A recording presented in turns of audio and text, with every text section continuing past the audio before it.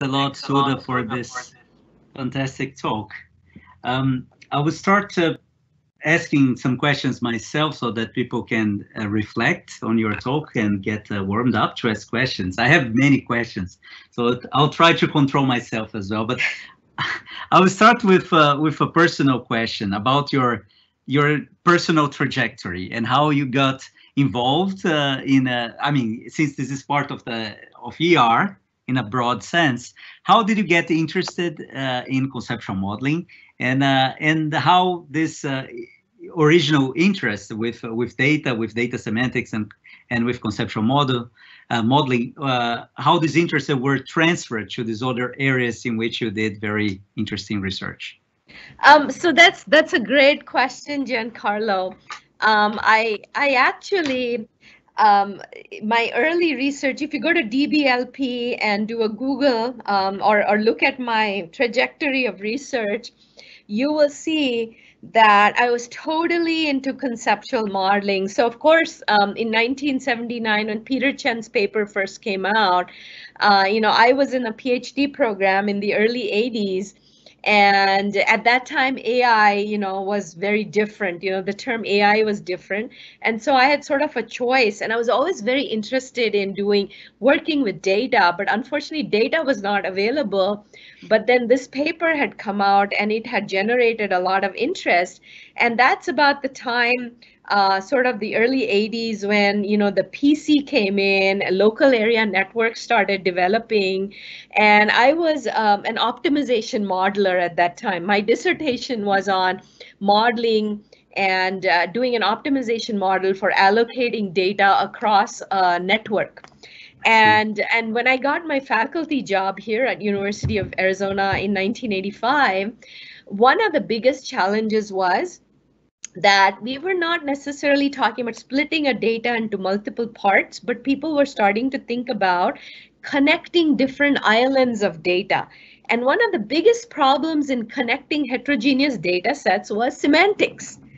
And so you needed to have some ontologies to define the semantics and make them explicit so you could understand how one database differs from another and what the commonalities are. And I thought conceptual modeling was a fantastic way to kind of explicitly extract the semantics and make them explicit, and then figure out at the schema level how you can combine data sets.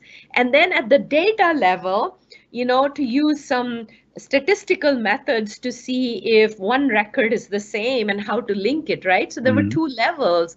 And conceptual modeling was the only way to do that. And that's how a lot of my publications were about semantics. And then the more I got into semantics and ontologies, it was so fascinating because you needed so many different abstractions to extend the ER model. In life sciences, I was modeling proteins and proteins interacting with genes and functions of proteins and so on. So I got into the ER conference in a big way. I started publishing. Then I talked about how to incorporate spatiotemporal semantics into a conceptual model. What are the semantics of time? What are the semantics of space? And then the internet came out and all of this data started coming out. And to me, it was fascinating now to be able to look at all these data sets and start to extract semantics and overlay a conceptual model on top. And that's where my transition to machine learning and all of that took place. So it's a journey I took, but I still think conceptual modeling was the base I started with. Fantastic. I mean, there are so many points that I could go from there, from your answer, but I'll actually continue in that direction then. I mean, you talked about, and in this quote that I mentioned in the beginning, you talked about this need for reliable explanations to black box models, right? It seems to me that this cannot be achieved without semantic transparency, so making explicit the real-world semantics in the data. So to quote George Milley, one of the founding fathers of the field, data are fragments of theories of the real world, right? And so all these applications make a commitment to a certain theory. So your first application talks about asthma and the different phases of the disease and the different manifestations as symptoms. The second application makes an explicit connection to behavioral patterns, right? And in social science and so on. So, so this is the question, right? I mean, it seems to me that in order to separate signal and noise, and in order to have applications which we can rely on, which are dependable, we need to make in the right way the connection between the symbolic models and these numeric models. So how do you see that? I mean, yes, and if you, I'm sure Melanie talked about it last time, you know, about symbolic AI and how we're moving away from that into, you know, all of these, you know, there was sub-symbolic logic and there's symbolic and to understand language. But I think, you know, if you really want to think about a problem, remember I started by saying we need to solve a problem and we need to figure out how to repurpose data, right? Yeah. And that's precisely where the conceptual model comes in, is to how do we define the problem conceptually, and then how do we then relate that conceptual model of the problem to a conceptual model of the types of data we need, which then makes it comprehensive to figure out what data we can actually put together to solve that problem. And so I see conceptual modeling helping there, but I also see conceptual models helping in explainability and interpretability and transparency of AI. Because even in healthcare, you know, now we have all these deep learning methods, right? The recurrent neural networks, the long short-term networks, or the convolutional networks. We need to think about, those are black boxes. And if we want to open them up in healthcare, let's say, right? Let me give you a simple example. Let's say I want to predict from a population of people who's likely to have a fragility fracture, you know, when you break your bones in the next 10-year period, the type of explanation that I would provide depending on the type of problem is going to be very different. So if I'm talking about mortality explanation, that's a very different sort of conceptual explanation versus if I'm only predicting what are the costs required for treating a person in the next 10 years, right? And so opening the black box in different ways to different stakeholders, we need to conceptually think about what is the level of detail needed, and that's where a conceptual model could be very useful. So we need conceptual modeling more than ever, but conceptual modeling has to evolve as well, right? To deal with this new class of applications. Absolutely. And like you said, I think we need to extract that out of the data, because a lot of times the conceptual model itself can be done at different levels, right? So you can think about what level do we need for what purpose of problem solving.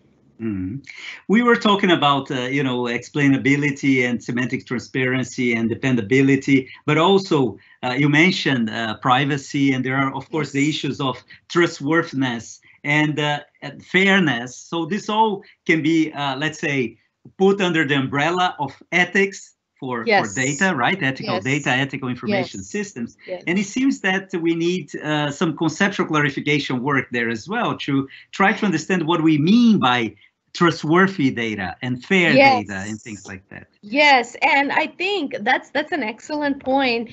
So when we think about AI and transparency, so there is this all-encompassing term called transparency, right? But it is related to, there's some privacy aspects, right? So sometimes when you provide explanations, you might be actually violating some privacy aspects, right? Or sometimes when you're providing, like GDPR, right? It requires you to be totally transparent. But what does that actually mean?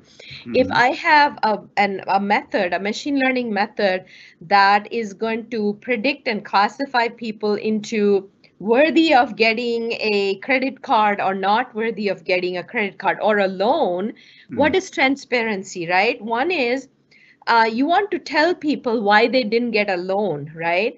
But do you really want to tell them? Because then they might game the system, right? The more you reveal these things. Or if I were Google, do I want to reveal everything about my algorithm? Because I also have to preserve my intellectual property here, right?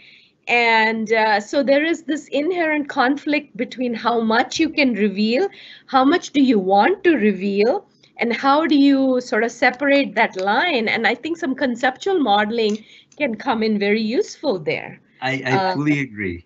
Yeah, some conceptual clarification, even some philosophical work, right, on unpacking these notions. Yes. Yes, and that's where I think an ontology of explanations, what level of explanations, that might be very useful. You were talking about kind of ethics, right? Or you're talking about bias here, right? So let's take the classic example of when Amazon tried to use machine learning or automated methods to screen resumes, right? They said they ended up, when they looked at the people they had shortlisted, they were all of a certain gender and a certain ethnicity, right? And why was that? It was not intentional bias. It was because there was some bias embedded in the data that was used to train, right?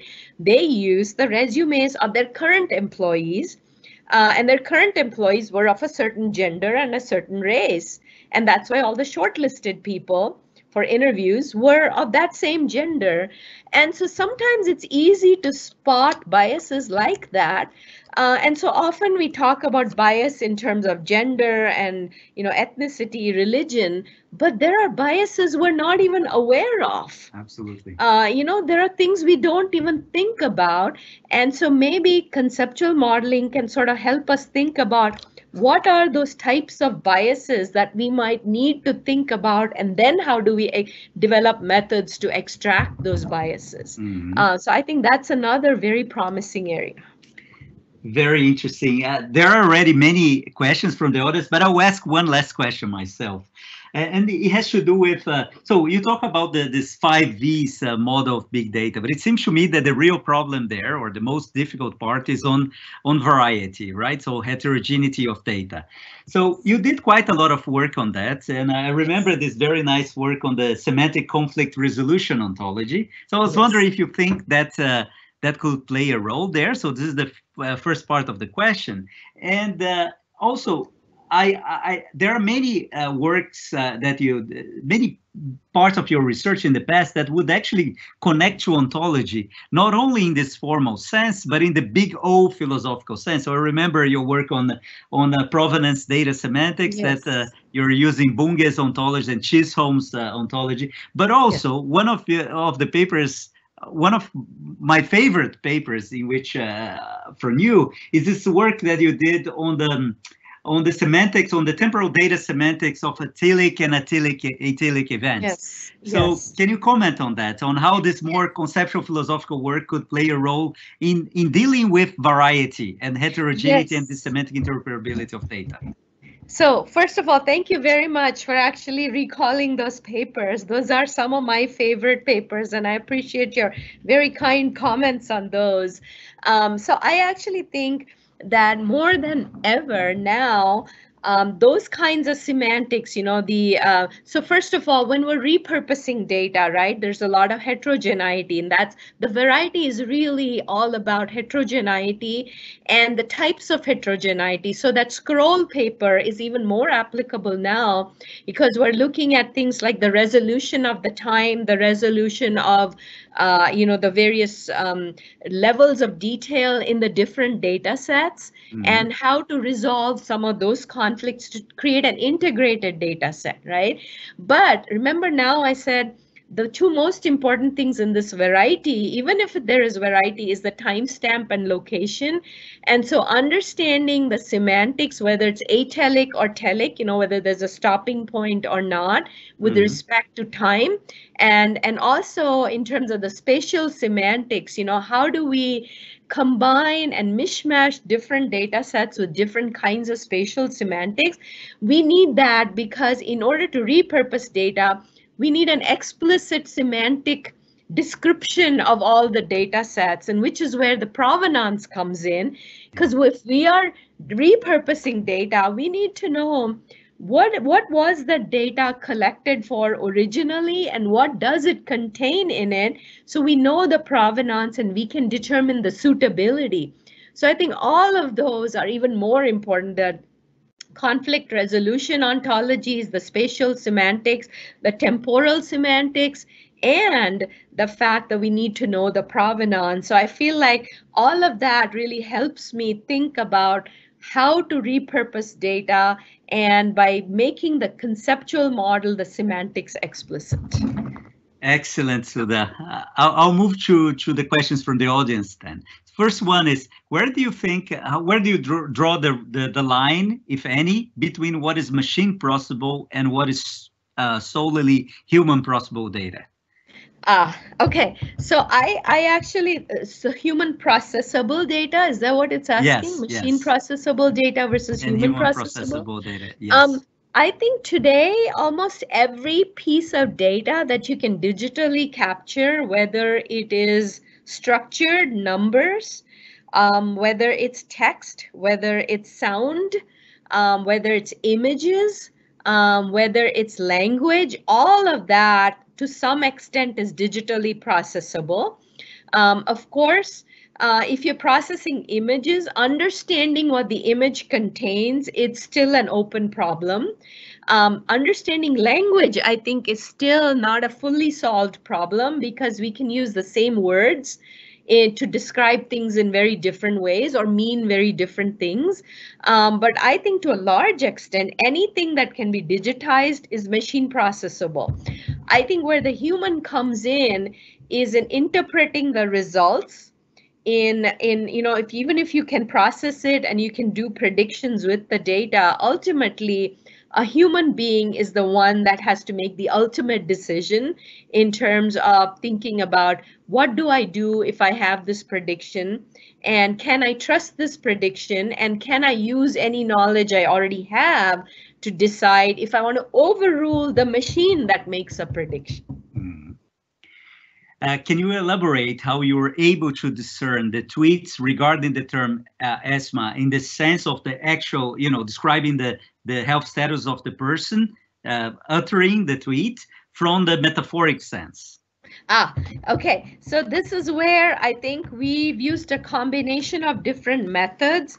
First of all, so, there is this whole method called word embedding, where we can see what are the surrounding words. So now we've reached a point where natural language processing using recurrent neural networks or long LSTM with attention mechanism. Now we have a mechanism for saying, interpreting a word and surrounding words around it to make a decision on what is the meaning of that sentence. And that has actually helped us distinguish between fake tweets about asthma versus real tweets about asthma. So for example, if I say that my chemistry exam caused me to have an asthma attack, the surrounding words around asthma attack are exam, chemistry, etc. Whereas if I say I was running and I stopped after 1 mile because I had to use an inhaler, well, that's something very different. And the surrounding words and the context in which you interpret that type of sentence is very different when you put together the attention mechanism with the recurrent neural network with the word embeddings. Mm-hmm. There is a question now that I think connects your second application with the third one. So the question is, how do you handle retention predictions in light of the current lockdown measures? Yes, and that's a very interesting question. In fact, we've actually talked about that because this year we're expected to have a lot fewer students come in, mainly because of the international student situation. But even so, I think there is a huge difference between being able to retain students who are on ground versus people who are just doing online classes, right? So we've been looking at this retention problem even in the online situation where, so if you look at online environments like Coursera or Udemy, you'll see that the dropout rate is flipped to what I showed you earlier. Earlier, I said we retain 80% of students. In Coursera, the dropout rate is probably very, very high, right? 60, 70%. 100%. And so there, I don't think it's the social interactions that are going to be helpful. It's not the regularity of routine, but you can discern people's behavior probably based on how often they log in, what's the rate of progress they're making on different exercises in the course and so on. And so I think in an online environment, in today's online environment with COVID, we have to put in more interactive elements and kind of understand how they're interacting with the course. And we also need some sort of synchronous interaction with the instructor that may actually help us make a better prediction on retention, as opposed to the earlier retention prediction where we were using their smart card and spatiotemporal data. Have you studied the effect on behavior coming from having more data available? So in other words, how do you see this kind of feedback loop in which once people get in touch with the data or with the results of predictions, that they change their behavior? I guess not only in terms of people trying to game the system, but having this kind of self-fulfillingness that some algorithms have. Yeah, so that's actually very interesting. So when you do certain predictions, so it's sort of like the effect you have, when you go to a doctor's office, your heart rate goes up, and you may be feeling perfectly well, but you're nervous to be in the doctor. So it's sort of just doing that act might actually kind of change your behavior, right? So when you think about, so there's this interaction between doing some predictions and interventions, but if those interventions are very active, that might be changing people's behavior. And so I don't think it's enough. So one of my conclusions based on all of this prediction modeling I've done is it's not enough to just do a one-time prediction. You kind of have to do this prediction on a regular basis as more indicators come in, and as people change their behavior over time. You learn more things from new data, and maybe there are brand new sources of data that come in and you need to start. So there has to be this feedback loop, and it's not just a single one-time prediction that's going to be useful for you in solving a problem. Could you give an example of a situation where there is no causality, but correct prediction is still possible? Okay, so this is the example of so it's great if you can find some features that could help kind of understand causality to make a prediction. But the example that I had with the asthma cases is I'm looking at people's behavior and I'm looking at the number of, so this is a population level prediction I'm making, right? On how many people will show up in an ER with asthma related complications, right? So I am looking at their behavior, their lifestyle through their tweets.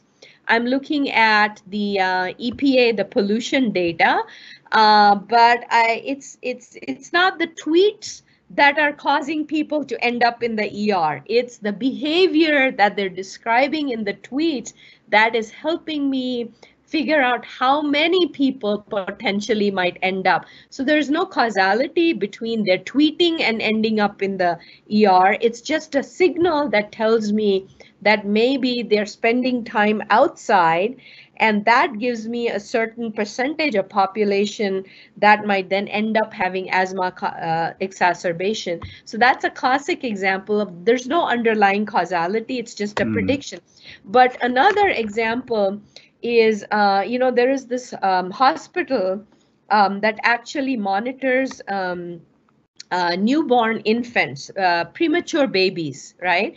And they have sensors on the babies and they measure about 50 different things about the babies from different parts of the body. And they use those features to predict if a baby is likely to have a seizure or not, right? While they're premature. And they can predict if a baby is likely to have, and there's some sort of interaction among all of those indicators, but they don't really know what the causality is. And that's another example of where you can do a prediction because you have very fine-grained features to characterize a premature baby, but you don't really know what is causing that seizure. I guess there are many examples with COVID as well, right? Yes, Nowadays, yes. You know, even with COVID, I don't know if it's. I mean, you could probably predict at a population level whether how many people are likely to get COVID and when you'll get herd immunity and stuff like that. But is it possible to predict individually that someone is likely to get COVID if they're taking all the precautions? You don't know. Because I know of people who've been taking all precautions and yet they test positive. Yeah. So I don't know how predictable that is. So data science has a bad data challenge, which is much broader than the classical statistical noise problem. Data might be systematically wrong. Yes. Right? We have to cope with systematic errors in models, in data, and in computation and interpretation. How do you handle this bad data? I will, pick back on the question. And again, with COVID, one of the issues there is this temporal validity of information, right? Of the PCR test, of serology, of moving from pre-symptomatic to symptomatic, data semantics. Yes. Yes. And so when you start to use for any sort of prediction or using any AI method or any machine learning, right? Whether it's a black box method like deep learning, whether it's often our methods are supervised, right? Which is you need data to train the methods, right? Of course, we now have these methods which are unsupervised. There's reinforcement learning and things like that, but those are not yet fully capable. So assuming we're talking about supervised learning, you're using data to train your algorithm. And so the more types of data you have to give you a complete picture of solving the problem, the better off you are, and very granular data. But even when you have more types of data, some data might be very noisy. I'll give you an example with my freshman retention prediction, which is, I talked about the smart card where people scan their cards to use some service on campus, right? So you know where they are. But so we said, wow, so we actually can use when people enter dorms, so we know when they're going to be inside the dorm. The problem is when one person scans a card to enter a dorm, 10 other people go in after that person. So we are not getting signals. We're only getting a signal about that first person. We're not getting signals about the 9 other people. That's noise that I can do nothing about, right? Yes. I can do something about other types of noise, like in the asthma example. I said we need to separate out advertisements for asthma medication from real asthma tweets or when people are using asthma as a rhetoric. We can do something about that. With the EPA data set, sometimes they're missing data, right? So when you're recording rainfall, the sensor can go down for 5 minutes and then someone troubleshoots, it comes back up again. We can deal with those kinds of things because there are interpolation techniques. There are many sophisticated techniques to address null values, missing values. But there is a lot of noise that we can't do anything about. And I gave you an example there, right? And so, yes, so that's part of the reason why you need multiple types of data so they can all reinforce each other. And if you can get a signal from one, maybe you can get a similar signal from something else. So in social media, if for healthcare problems, I often find that I can use Twitter, but I can back it up, get more signals if I go into a discussion forum on Reddit, or if I can get data from a private medical discussion forum, right? Or things like that. Similarly, if I want to understand which drugs interact with each other, right? People have to report if you have an adverse reaction to drugs in a hospital, the hospital has to report it. But a lot of times that database is incomplete. And so if you're only going to do predictions about drug interactions based on that database, you're going to fall woefully short of the real prediction. And often people have these drug interactions when they're at home, which are never reported. But sometimes they report it in medical forums. So you should be able to, enhance your drug interaction database with data from the medical forum. So yes, there's a way to deal with noise. Very interesting. Great presentation, Sudha. Thanks. You come from a conceptual modeling background, so it's natural for you to see and value the human perspective in modeling theories that can lead to predictions based on analysis of data. Do you see any possibility of enabling machine to help us with the formulations of theories to be tested, or do you feel the role of machines is mostly in the calculation, data crunching phase, necessarily guided by human thinking? I'm at a point where I'm not sure. I think machines can create like mathematical relationships. So if you're talking about sort of the math functions and things, but I am not sure that machines are at a point where they can actually think and create new theories. Because a lot of that is based on human-machine interaction. Everything in today's world is human-machine interaction. It's not just machines. So I am of the firm belief you need human beings in the mix. It's the intelligence augmentation as opposed to artificial intelligence, right? Yeah, and I think later, machines are very good at certain things. Humans are good at certain things. There is still a gap between the symbiosis. Yes. Yes. Thank you. So I see it as a symbiotic relationship. Yes. Thank you for this great presentation. You highlight the potential for solutions that may not require a deep characterizations of the data set, mentioning causation, for instance. How do you know that your data set contains enough reliable, diverse data to build a certain solution with prediction models? Great question. So I would say at the outset, so when we start these projects, right, like in the asthma case, the physicians were laughing at us when we said, we're going to try using other signals beyond electronic health records. And here's the reason why. We're going to gather data from keyword searches, from social media, from discussion forums, from the environmental data sets, and so on.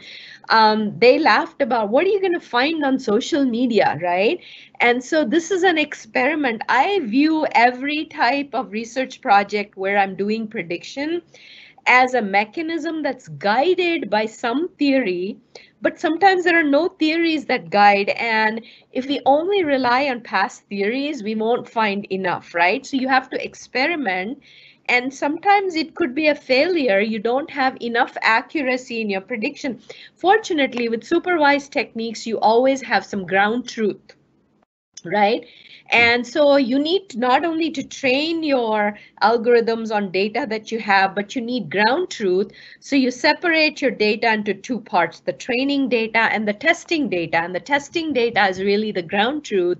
And you have to see, after you train your algorithm with the test data, how accurate is your prediction.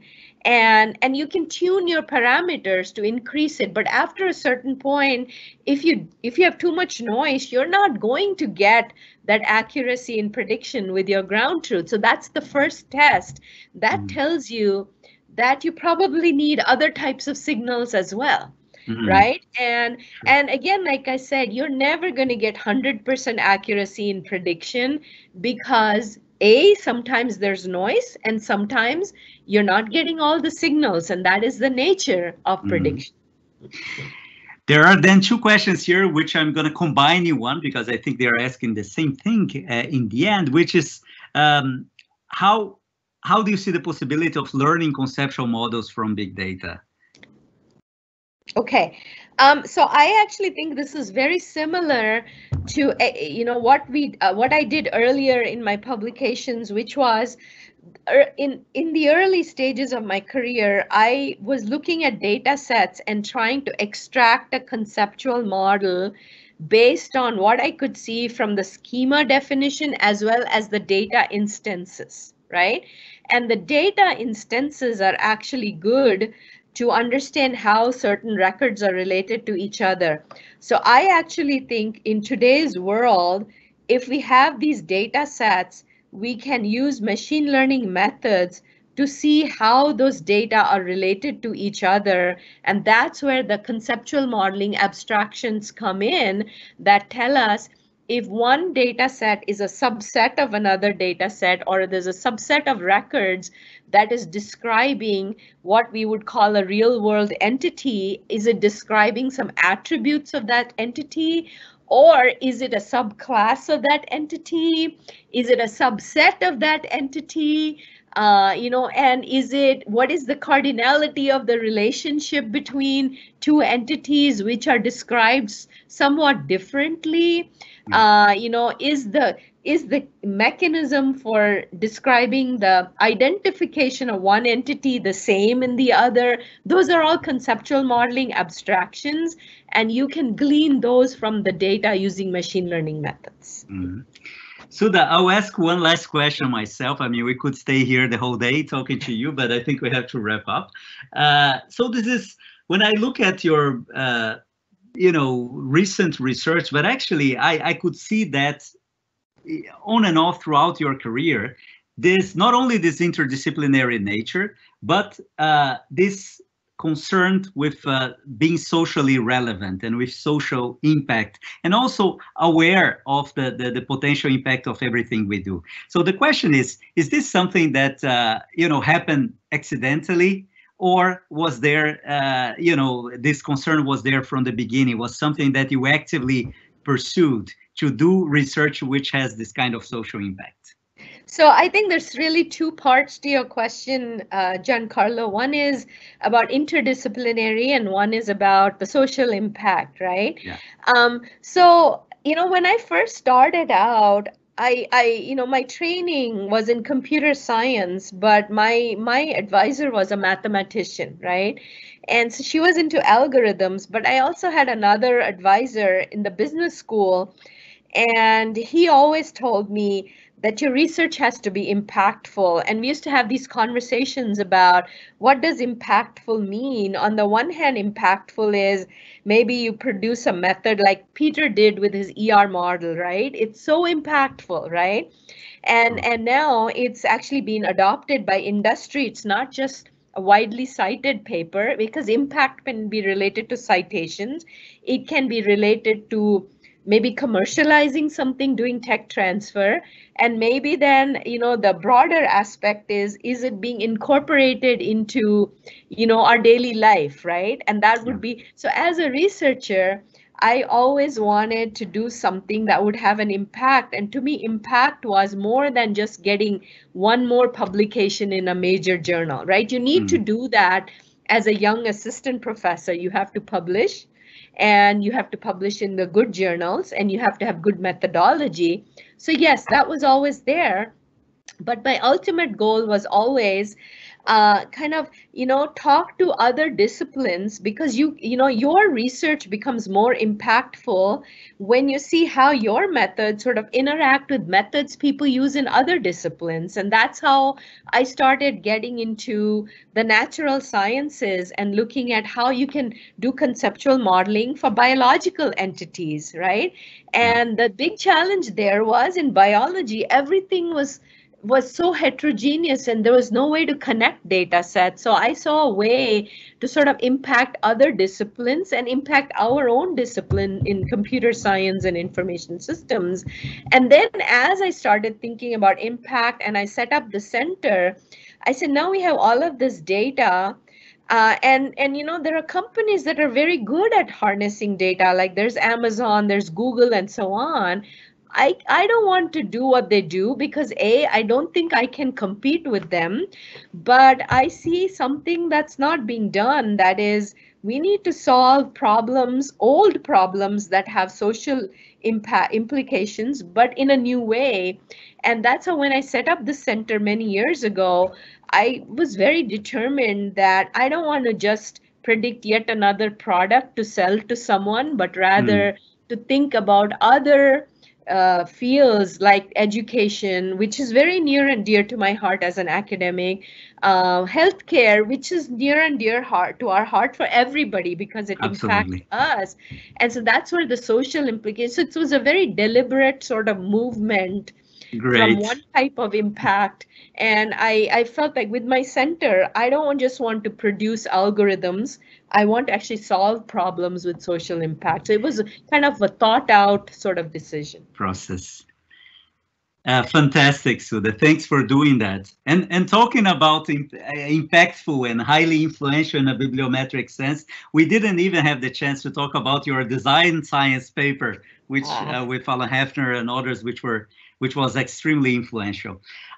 Unfortunately, we have to wrap up, but many people here, I'll make all the questions available to you. Many people here are thanking you for this great talk, and I joined them. Thank you very much for the generosity of giving this talk and answering all these questions. Thank you very much. We really appreciate it. My pleasure, Giancarlo. It's always such a pleasure to chat with you and just the intellectual back and forth. And this has been a fantastic opportunity. I appreciate it. Great. And thanks to the audience for the wonderful questions as well. Thank you. Pleasure is all mine. Next week, we're going to have another great talk here at EROSS, always Wednesday, 4 o'clock, Central European Summer Time. So this is Christiane Feldbaum. Christiane Feldbaum is a professor at Princeton, and together with the great psychologist George Miller, she created WordNet, which is the most famous lexical resource. And she will talk about, so the title of her talk is What the Lexicon Cannot Tell Us About a Conceptual Organization. So this is extremely relevant for this community, for the conceptual modeling community, and she's a great speaker and a very nice person as well. So I'm thrilled to have her here, and I invite you all to join in next week for another EROSS.